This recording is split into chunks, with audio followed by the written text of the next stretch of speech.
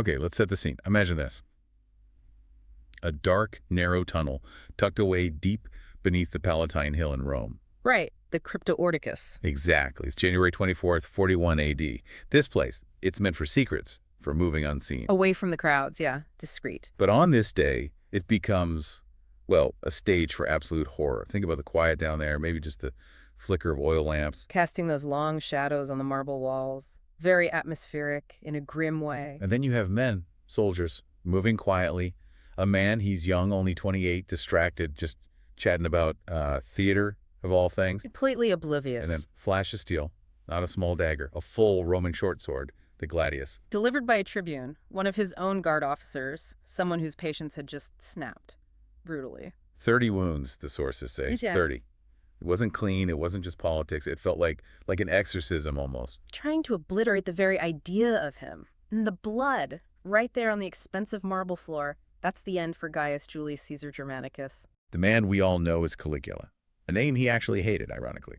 He ruled for less than 4 years. It's staggering when you think about it. 4 years. And in that time, Rome went from this incredible high, this massive wave of hope. Oh, ecstatic hope, really. Straight down into absolute paralyzing terror. The speed of it is just mind-boggling. The changes were so fast, the humiliation so total, the sheer insanity so public. It was like the whole empire just forgot how to function normally. It is astonishing. We know who killed him, more or less. This group of Praetorians, some senators maybe pulling strings in the background. A desperate bunch. But the real question, the one that sticks, isn't who, but why. Why did Rome Rome? Rome, the center of the world, with legions, a senate, centuries of tradition.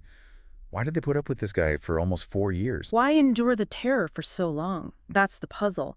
Why did it take that long for the system or someone within it to finally stop a man who genuinely seemed to believe he was a god walking the earth? Right. And that's what we're diving into today. We wanted to trace that journey, your journey, if you were a Roman living through it. From that initial golden promise. To the absolute necessity of that final bloody act in the tunnel.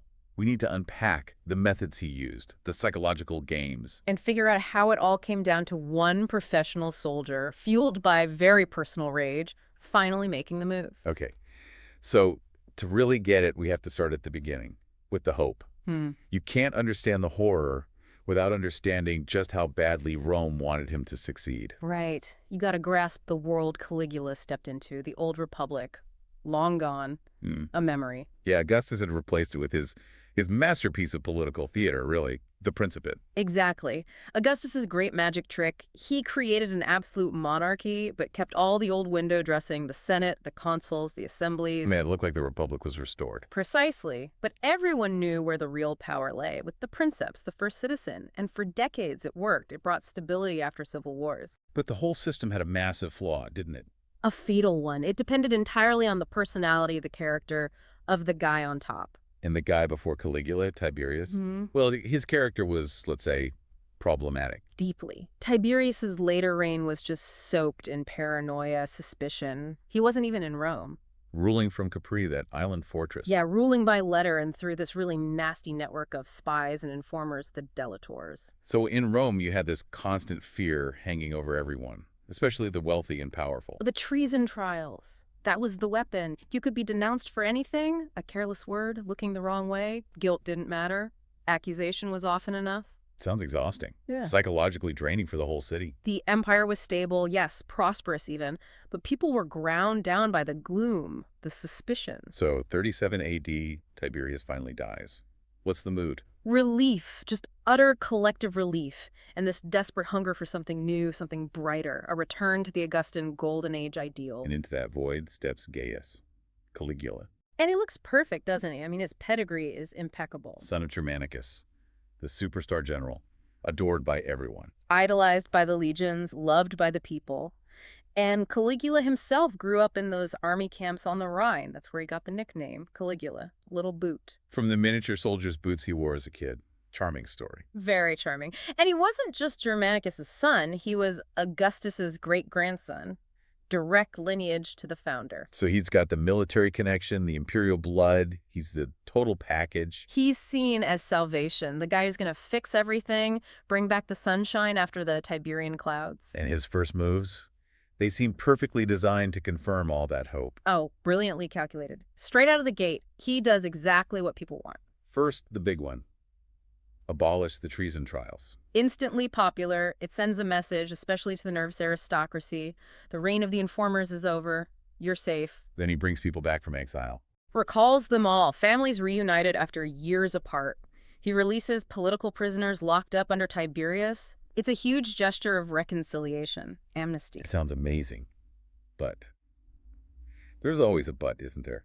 Where's the money coming from for all this? Yes, the spending. That starts almost immediately, and it's spectacular and ruinous. Generosity is one thing, emptying the treasury is another. He showers bonuses on the Praetorian Guard, absolutely crucial for his security, of course. They get a fortune. Keeps the personal bodyguard happy? Smart move, politically. And the ordinary people in Rome, the plebs, gifts of cash, free grain, massive handouts. But Tiberius and Augustus had been careful, almost stingy, building up that treasury. Caligula just opens the taps. Like it's infinite. Seems like it. And he pairs the cash giveaways with entertainment on a scale nobody had ever seen. Bigger and better than Augustus. That's the goal. Absolutely. Show that the new era is one of unparalleled bounty and joy. We're talking gladiatorial games lasting for days. Thousands of fighters, exotic animals shipped in from everywhere. Lions, panthers, elephants. The cost must have been insane. Astronomical. And then the naval battles, the Naumachiae. Staging sea battles on artificial lakes with real warships. Full-scale warships, manned by thousands of condemned prisoners fighting to the death. Spectacles of unbelievable scale and expense. Wow. But he also knew how to connect with the average person, didn't he? He wasn't remote like Tiberius. No, not at first. He made a point of being seen, being accessible. He'd walk in the forum, take petitions directly from people, listen to their complaints. That personal touch builds loyalty. He was young, energetic, charismatic for those first, say, 8 months. He was the golden age reborn. People loved him. But it's, like you said, that system. It relies on the man. And if the man changes, or maybe reveals his true nature. When you give someone absolute unchecked power and they start believing the world is just their personal playground, well, that path usually only leads one way, and it's downhill, fast. So that golden honeymoon period, spectacular, yeah, but incredibly short. And the first real warning sign, besides the spending, is just sheer extravagance for its own sake. The spending wasn't just careless, it started to become performative. It was about demonstrating power through waste. And the prime example has got to be that bridge, right? The pontoon bridge across the Bay of Naples. Oh, absolutely. 3 miles long, built on hundreds of ships chained together. An immense engineering feat. For what? Was there a military reason? Trade? None whatsoever. No strategic value, no commercial purpose. It was purely about theater and ego. Why? What was the point of building this incredibly expensive temporary bridge? Apparently, an astrologer, Thrasyllus, who had advised Tiberius, had once said Caligula had no more chance of becoming emperor than of riding a horse across the Bay of Baiae. So this is basically Caligula giving the ultimate middle finger to a dead astrologer's prediction. Pretty much. He didn't just ride a horse across it. He staged a massive 2-day military triumph. On the first day, he rode across wearing Alexander the Great's actual breastplate, which he had looted from Alexander's tomb in Egypt. Seriously? Alexander's armor? That's what the sources claim, presenting himself as the New World conqueror. The second day, he rode back in a chariot. It was pure spectacle, costing a fortune just to say, "I told you so," to a prophecy. That tells you something about his mindset right there. State resources exist to validate his personal whim. Exactly. Your tax money is building this bludge because I felt like proving a point. Okay, extravagance is one thing. But the real shift, the terrifying change everyone talks about, comes after that illness. Yeah, about 8 months into his reign, he gets hit with this terrible sickness, a severe fever, maybe some kind of brain inflammation, we don't know for sure. Encephalitis is one theory. And the empire holds its breath. Because they actually liked him at this point. Genuinely. They were terrified of losing him, terrified of another civil war or succession crisis. People prayed, made vows for his recovery. Senators offered to die in his place. The irony. They prayed for his life. And their prayers were answered, you could say. He survived. The fever broke. But the man who got up from that sickbed was different. Fundamentally changed. Whether it was brain damage, psychological break, triggering something latent, we'll never know the exact medical cause, but the result. The charming, popular young emperor was gone. Replaced by? replaced by someone described as erratic, cruel, paranoid, and utterly convinced of his own divinity and infallibility. One source memorably called him a nightmare dressed in purple. Chilling. Huh. And what's the first major consequence of this transformation? Money. Or rather, the lack of it. He'd spent everything. Games, bonuses, that ridiculous bridge. The treasury was empty. So he needs cash, fast. And the quickest way for an emperor to get cash without raising unpopular taxes across the provinces. Go after the rich guys at home. Yeah. Bingo. Bring back the treason trials. But this time, it's not really about political threats like under Tiberius. It's a cash grab. Accuse a wealthy senator of treason. Execute him. Confiscate his entire estate for the imperial fiscus. Exactly. Guilt becomes irrelevant. The only important question is, how much is this guy worth? The trials become this macabre theater designed purely for asset seizure. And the definition of treason becomes It's flexible. completely absurd, utterly subjective. Our sources list examples that are just nuts. Like what? Okay, failing to swear an oath by Caligula's genius, his divine spirit with sufficient enthusiasm. Treason, execution, confiscation. You didn't sound happy enough saying my name. You die. Pretty much. Wearing the wrong color clothes to a public festival. Treason. Appearing in Caligula's dreams and not looking respectful enough. Appearing in his dreams disrespectfully. Treason, execution, confiscation. It became a lethal guessing game. What mood is the emperor in today? What random thing will offend him? It must have terrified the wealthy elite, realizing your property is basically a target painted on your back. Absolutely. Look at the case of Naevius Lentulus Gaetulicus, a very wealthy, respected senator. He died of natural causes. Okay, so no trial needed there. Right. Caligula goes to the funeral, weeps publicly, loudly praises the dead man's virtues, his loyalty, Putting on a good show. and then announces that the greatest tribute Gaetulicus could possibly receive would be for his entire estate to be confiscated by the emperor as a sign of respect. That's audacious, doesn't even cover it. Using grief as a pretext for theft. He literally weaponized the funeral to steal the man's fortune. And sometimes it wasn't even about getting the property, was it? Just about the power to destroy. Tell us about Gaius Caesar. Curio's story is chilling because it shows the sheer random violence. Caligula decided he wanted Curio's very large, very nice house near the Palatine for some building project. Okay, so he offers to buy it. Curio refuses. It's his ancestral family home he doesn't want to sell. A reasonable position, you'd think. Not to Caligula. He doesn't negotiate. He doesn't offer more money.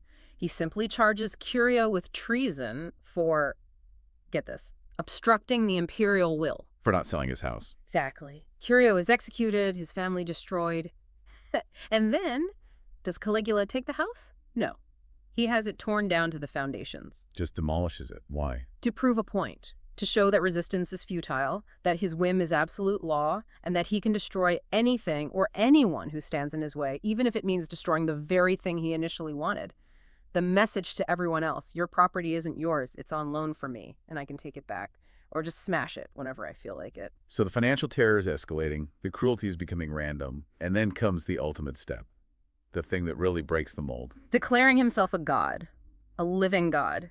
Deus per sense. Not just descended from gods like previous rulers hinted at, but actually divine, here and now. Equal to Jupiter, the supreme deity. This wasn't just ego, though there was plenty of that. It was, in a twisted way, the logical endpoint of the system Augustus had created.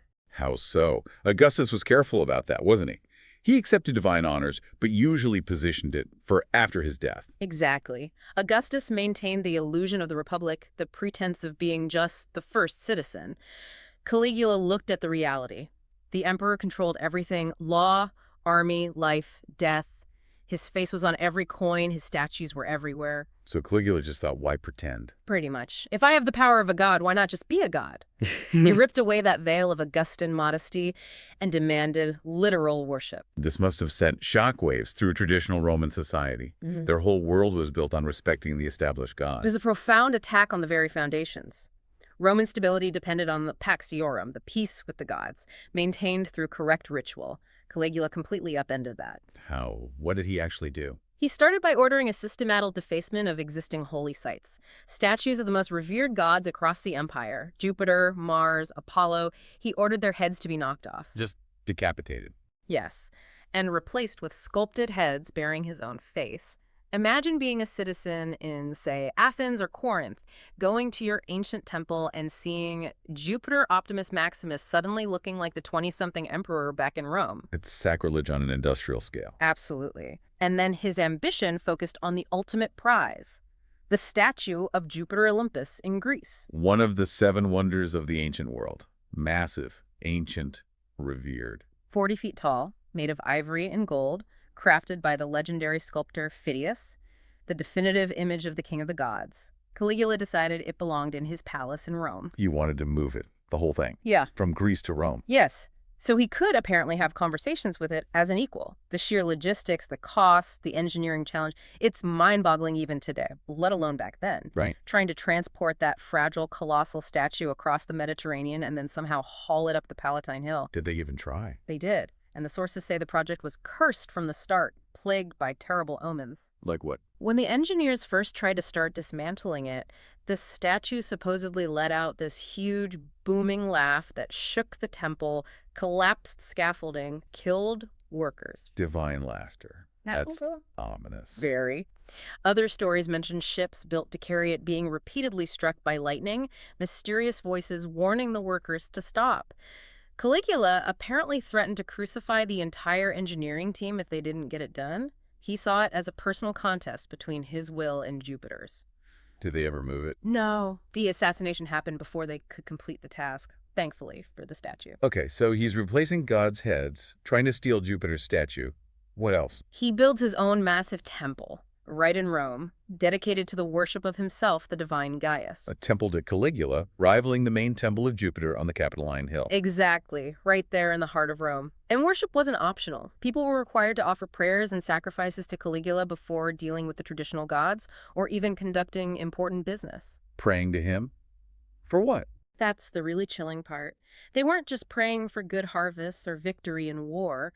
The sources suggest people were mainly praying to Caligula for protection from Caligula. He was both the source of terror and the only one you could appeal to for relief.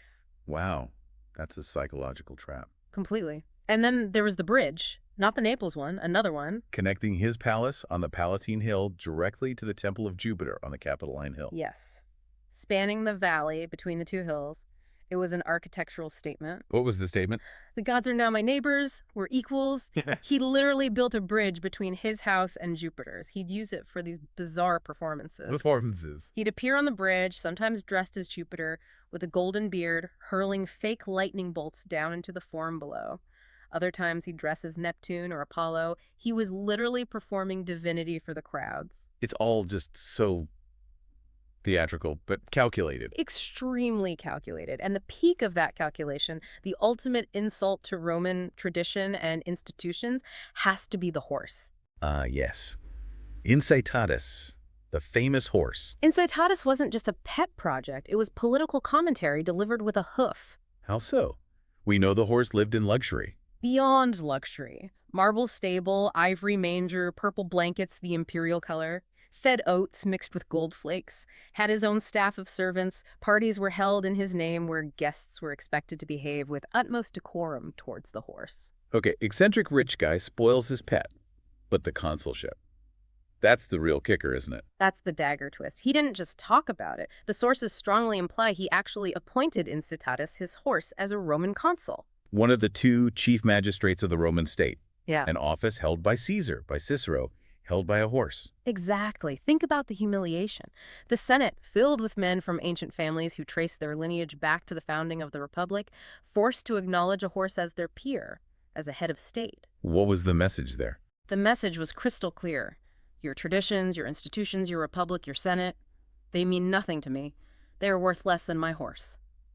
It was the ultimate demonstration of contempt for the entire Roman system. Just reducing centuries of history to a joke. A cruel, deliberate, and very effective joke. And this pattern of shattering norms extended even into his family life, right? The relationships with his sisters. Yes. Agrippina, Livilla, and especially Drusilla. He didn't hide his incestuous relationships with them. He flaunted them. How do you justify that? In Roman society, that was a major taboo. By citing divine precedent, he'd point to the gods Jupiter and his sister wife Juno, for example. If it's good enough for the king of the gods, it's good enough for me, the living god. And he made sure everyone knew. Commissioned public sculptures depicting him in intimate poses with his sisters, put them right out there for everyone to see. It was a constant public reminder that he was above all human laws and morals. Drusilla was clearly his favorite. He even named her his heir in his will. Naming a woman his sister as successor. That was unheard of. Completely unprecedented, treating the empire like a personal possession to be passed on through his twisted divine family. And when Drusilla died, his reaction wasn't just grief, it was another form of control. Oh, absolutely. He declared a justitium, a period of public mourning across the entire empire.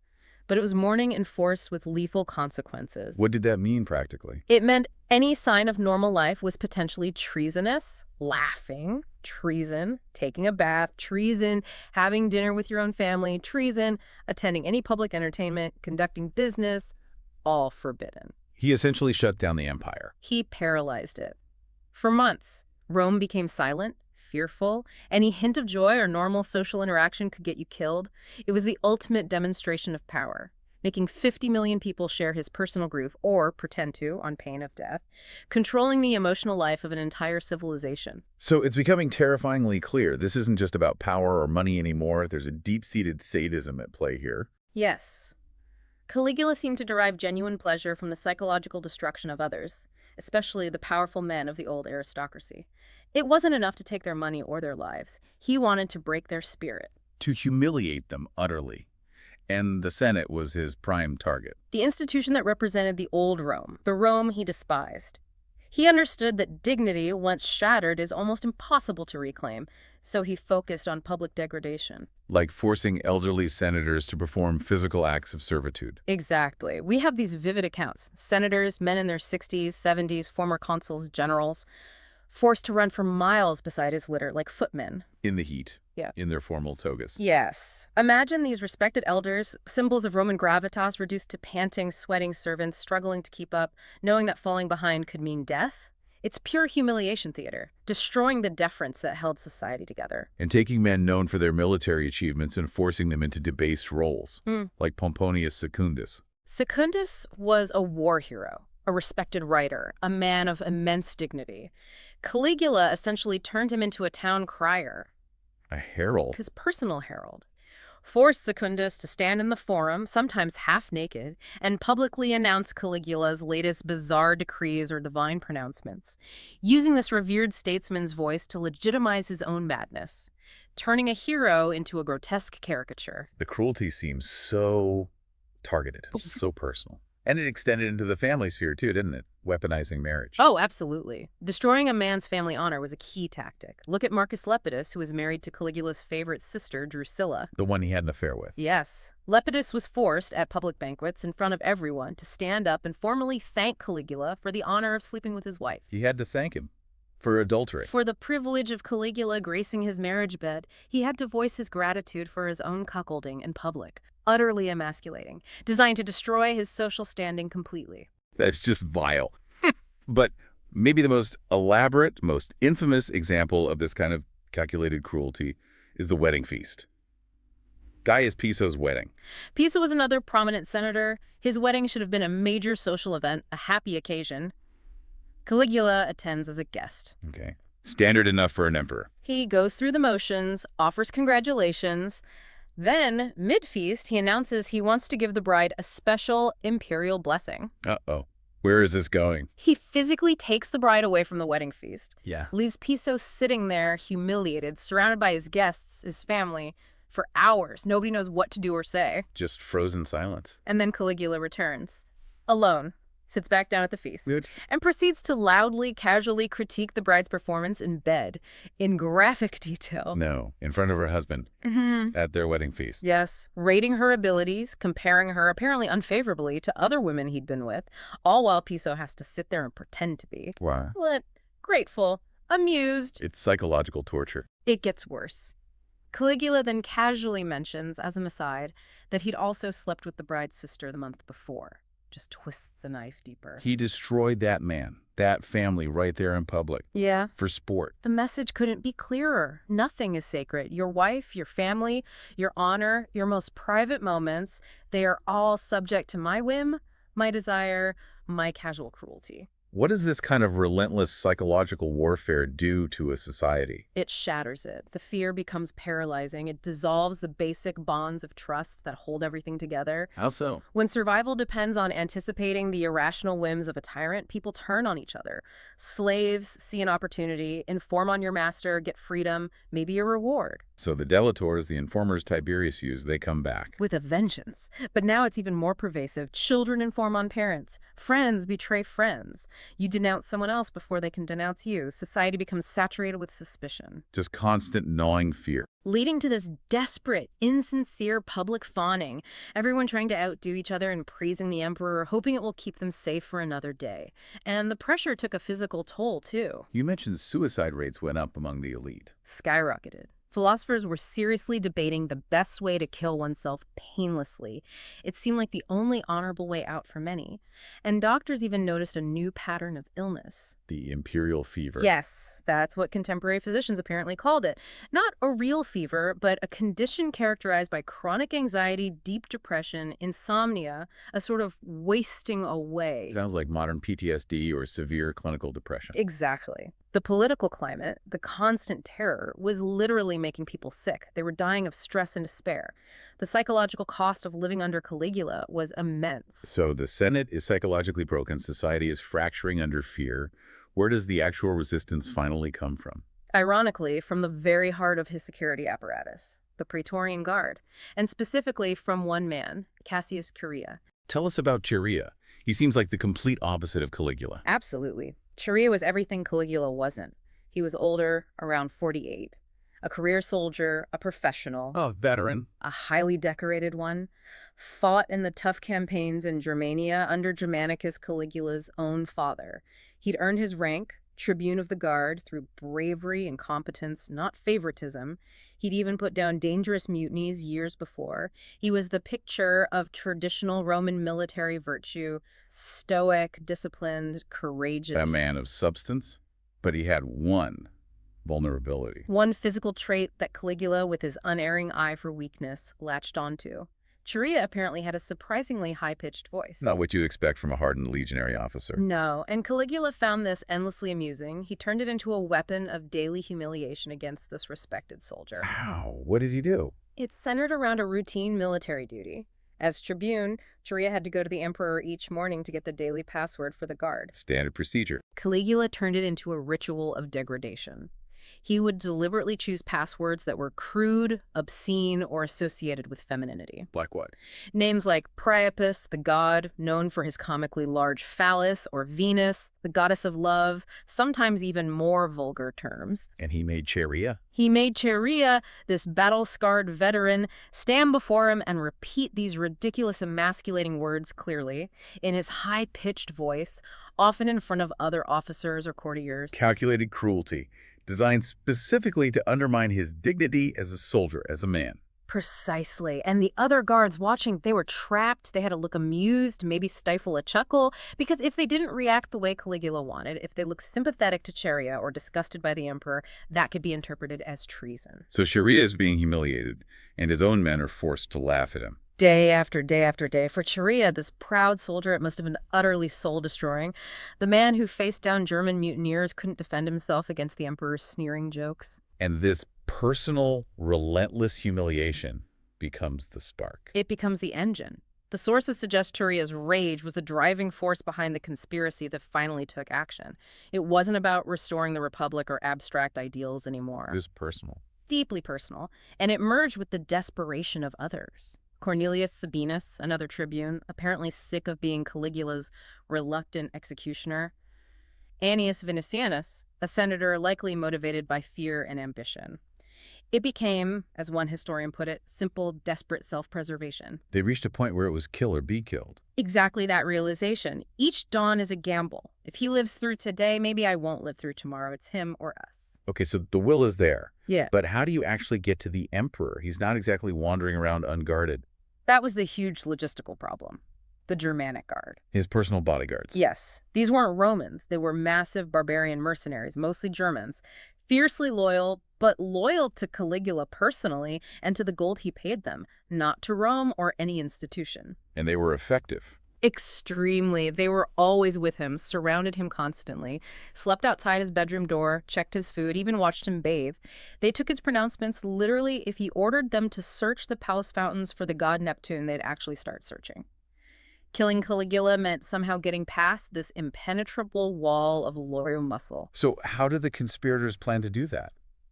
They needed two things: a predictable time and place, and a location where the German Guard's formation would be naturally disrupted. Hard to find predictability with someone so erratic. Except during major public events with fixed schedules. The opportunity came during the Ludi Palatini annual games held in January to honor the divine Augustus. Okay, so the games provide a schedule. What about the location? The games took place in a temporary theater near the palace. Caligula would typically attend, then leave around midday for lunch and a break before the afternoon shows. And his route back to his private quarters took him through that narrow underground passageway. The Crypto Ordicus. Exactly. The key was its physical dimensions. Why was the tunnel the weak spot? It was narrow, maybe only 8 or 9 feet wide, dimly lit, probably winding, too cramped for the large Germanic Guard contingent to maintain their usual tight, layered defensive formation around him.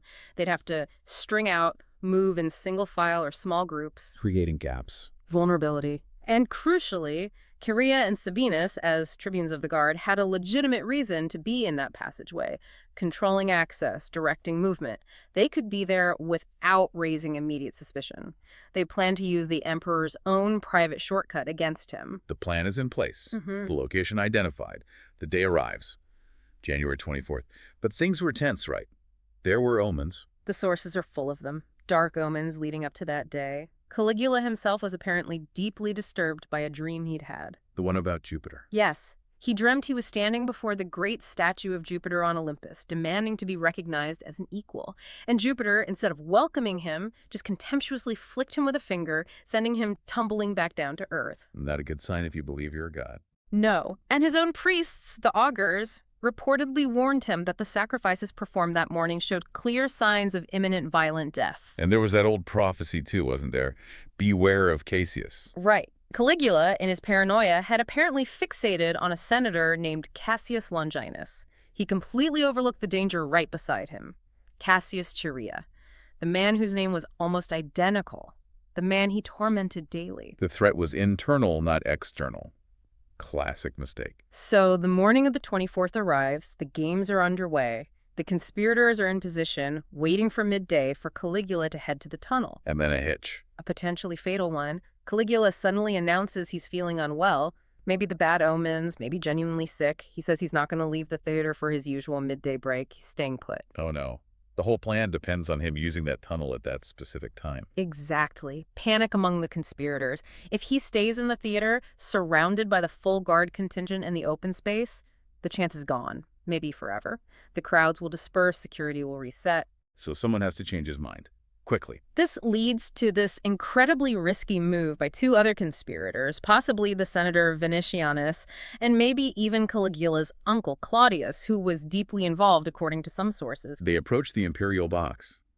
Knowing Caligula's paranoia, that's brave. Insanely brave. They have to look completely deferential, completely normal. Any hint of urgency or nervousness could get them killed on the spot. What do they say? How do they convince him? They use flattery and comfort. They remark on how hot the sun is getting in the open theater, how uncomfortable he must be. They promise him much better, more exciting performers, maybe some exotic dancers, or particularly bloody gladiatorial matches are scheduled for the afternoon after his break. Appealing to his desire for comfort and entertainment. Exactly. There's this incredibly tense moment described where Caligula just stares at them with that unnerving intensity he had. You can imagine the conspirators barely breathing. If he suspects anything. They're dead men. But then finally, he seems to shrug it off. Maybe he genuinely was bored or hot. He agrees. He stands up, maybe mutters something about the morning shows being dull anyway, and starts heading towards the exit that leads to the Crypto Ordicus. The plan is back on. The final walk begins. He enters the tunnel, probably chatting casually with attendants. Then, partway through, he gets momentarily distracted. By what? A group of young aristocratic boys from Asia Minor, maybe Greece. They were there rehearsing a hymn or a choral piece they were due to perform for him later. So he stops to talk to them in the middle of the tunnel. Yes, he was genuinely interested in music, drama, the arts. He gets completely absorbed in conversation with these young performers, discussing their song, maybe offering suggestions. His attention is totally diverted. And his guards. Because of the narrow tunnel. They're strung out, less organized than usual. He's standing there, focused on the singers, oblivious to the figure approaching silently from behind. Cassius Chaerea. This is the moment he's been waiting for, maybe dreaming of, for months, possibly years. He doesn't hesitate. He's a soldier. This is an operation. And he's not using a hidden knife. No. He draws his service weapon, his full legionary gladius, the sword that conquered the world, now turned against the emperor. And as Caligula stands there, talking about music, Chaerea steps in behind him, doesn't shout a warning, doesn't say the password he was supposed to ask for, he just acts.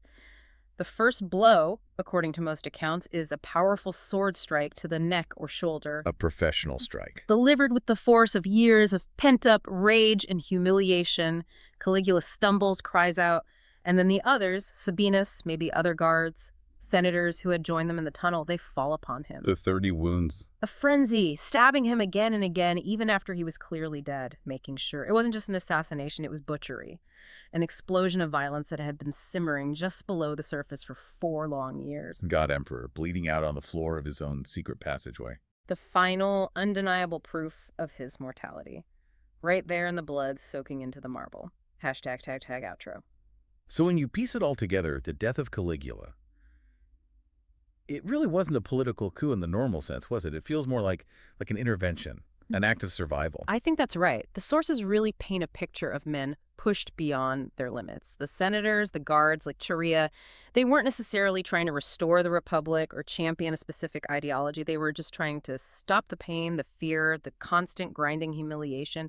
It was collective self-defense, almost. His reign, short as it was this relentless campaign to dismantle Roman reality, wasn't it? Yeah. Taking apart their religion, their institutions, their family honor, their very sense of security. He systematically proved that under the imperial system, one man's whim could override everything. Law, tradition, decency, logic. None of it mattered if the emperor decided otherwise. He held up a terrifying mirror to the absolute power that Augustus had perhaps more cleverly disguised. Which brings us to the core lesson, maybe. Caligula's madness, his cruelty, his demand to be worshipped. Was it just him? Was he just a uniquely monstrous individual? Or was it something inherent in the system itself? That's the unsettling question, isn't it? In a way, Caligula was the logical, if extreme, conclusion of the Principate. Augustus created a position of near absolute power veiled in republicanism. Caligula just ripped off the veil and embraced the absolute power part with a terrifying enthusiasm.